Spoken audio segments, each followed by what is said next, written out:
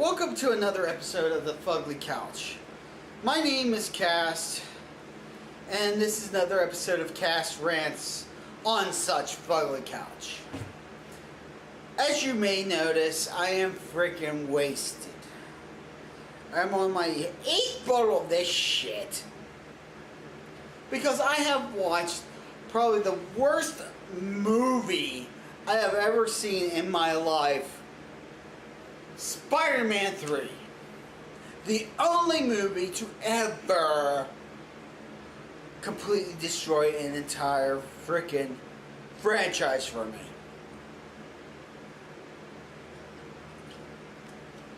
Just remembering I am. Maybe I'm on my further. Fuck it. I don't remember how much I've got of this stuff. I've lost count after a 4. Okay, this is an episode that many people have been just waiting for, and I figured get it out of the way since I'm on vacation from my job. So, let's just get on with it. Frankly, this is probably the worst. Say this is the worst of the 3 is not saying much, since the other 2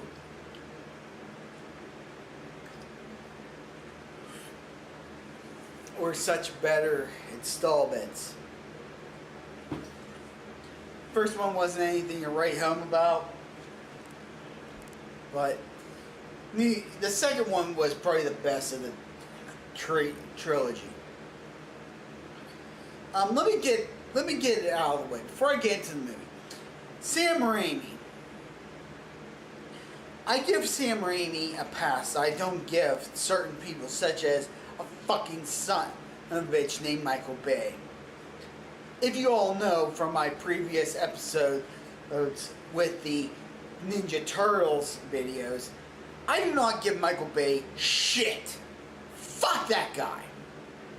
Fuck him with a goddamn rusty, messed up pole right up his fucking ass. But then again, that's all what Hollywood is nowadays.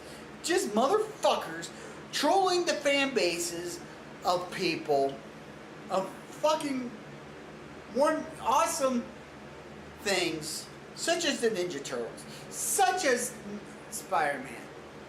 And I do not see this as a troll to the fans of Spider-Man. I see this more of a troll to the fucking assholes at Sony who allowed this fucking shit to happen. Sam Raimi was obviously did not want to do this movie.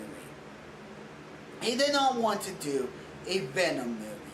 He did not want to do I don't know if he wanted to do a third Spider-Man movie. I think if he wanted to do a third Spider-Man movie, it would not have included Venom. And let me get this out of the way too. I am not a fan of the symbiotes. I am not a fan of Venom. I think for Spider-Man in particular, when you keep the villains more grounded to like Doc Ock, the Green Goblin and such, I think it works way better. Now, I know Venom is a cult classic. I know Venom has his fans, a lot of them. And I'm not trying to get on you guys, okay?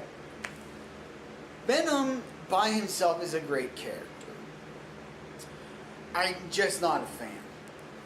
However, in this episode, and probably the episodes I will have to split from this, I will explain why I think they could have done a better job of Venom.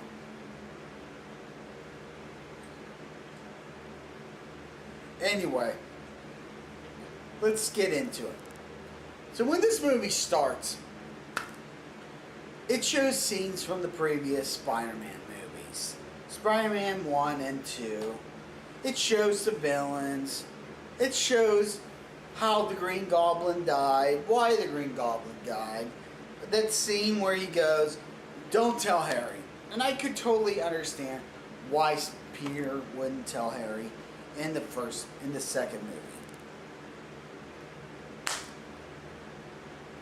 and then it goes on from there.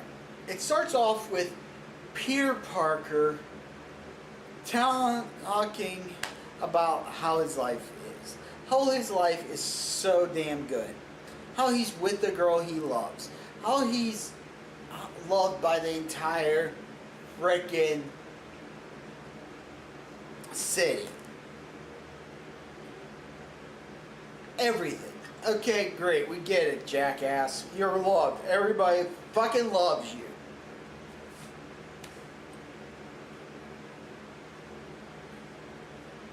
Fuck. Everybody fucking loves you.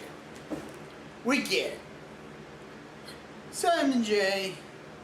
So he's gonna ask the girl he loves to marry him.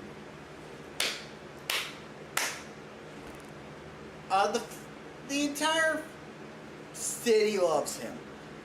Fucking Jonah Jameson fucking hates him still. And Jameson is the best part of this whole freaking movie and isn't shown enough. My opinion. Anyway. So everybody loves Spider-Man. And to the point where he's even like telling kids, hey kids, why don't you stay around and watch the freaking video on the big screen in Central Square? Fuck it. I'm drunk. And you're like, nah, we got stuff to do. So now anyway, things are good. He's living the good life. He's got a sort of job where he's not officially a member of the Daily Bugle. He's still a freelancer who's only paid on minor little things. So we cut to a scene where he's with Mary Jane Watson. Mary Jane is trying to make it out on Broadway in a musical. He visits her and he goes to see her newest thing. I forget what it's called, even though I saw the fucking movie just a few minutes before I started videotaping this. Anyway, it turns out that the critics don't like her too much. She goes to him for support. And while at the beginning, he's like, you know, when I was as Spider-Man, I had this. I had people hating me. People didn't like me when I first started out either. And you know what? At first, it made sense. It made sense. Like, and it sounded like so much that she was being such a goddamn hypocritical bitch with him. Because she's like, well, you don't know how I feel. Blah, blah, blah. It's like, no, this guy knows how he felt. This guy was hated when he first came. People fucking hated him. People still hate him. Jameson still hates his guts. Jameson could save Jameson's ass, and he has several times. And he will still hate Jameson's guts. No, the other way around. Jameson will still hate his guts. Oh, God. But this, she just doesn't get that. It's all about her.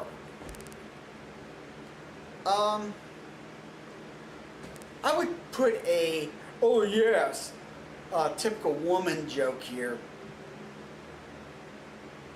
And I might have. But, yeah. Anyway. But later on, when he starts having problems, she's like, well, what's wrong? Then she forgets all her stuff. He won't forget all the shit that he's dealing with. Because it's got to be, in this movie, it's always got to be about him.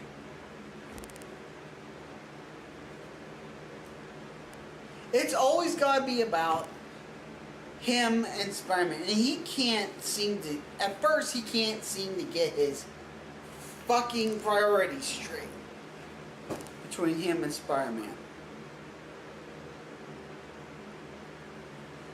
So, yeah. Anyway, so we move on to a scene that describes the major villain of this film, Sandman. No, yeah. Sandman. Sandman escapes from jail somehow. It's never explained how, but he escapes from jail. He escapes from jail to visit his daughter, who's really bad as far as medical goes. Medically, I don't know what's wrong. It's never said what's wrong. And if it is said, I don't give a shit enough to fucking care. Anyway, it shows him. He's he's doing all these crimes. Apparently he's killed somebody because he was trying to help his daughter.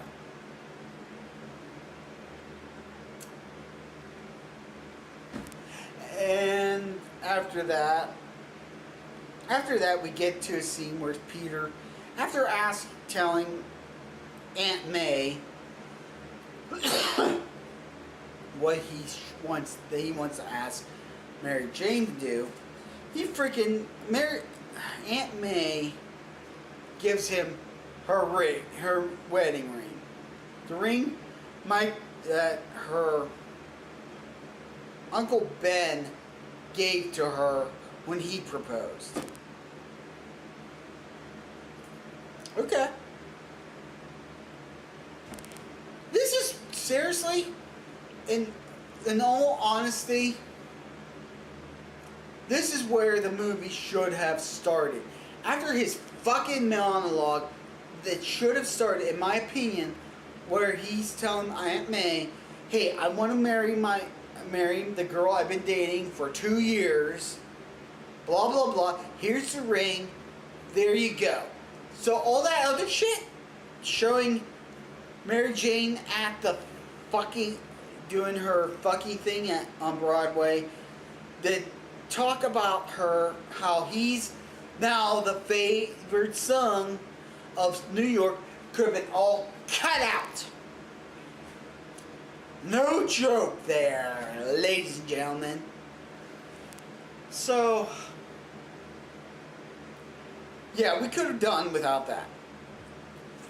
So anyway, it's right after this where you could have explained, and then they show Sandman. Right after this, they show Sandman getting chased by the cops. Well, they show a scene where they have some guy walks up to Commissioner Stacy, who's Gwen Stacy's father, who's also in this movie inexplicably for no fucking reason other than it caused problems. I'll get into that later. I'm sorry, I can't do this review sober. But she can't. The guy walks up to Commissioner Stacy and says, hey, we got this guy, we found this guy, but he's in the wetlands, and we've got him cornered. He's also and they make a thing to say, and they shouldn't have done it here, to say he's involved in the death of one Ben Parker. I'll get into my rant about that in a little bit.